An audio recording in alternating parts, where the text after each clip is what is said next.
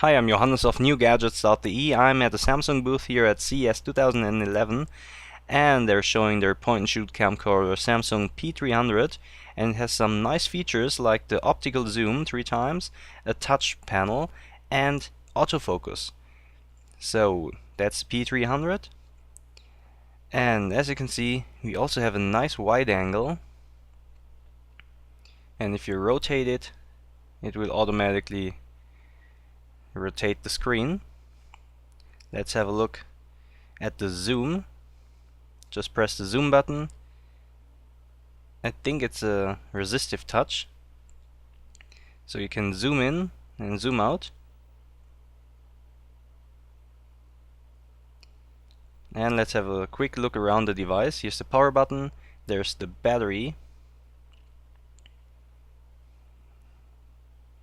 optical zoom, really nice for a point and shoot. And right here we have the USB port.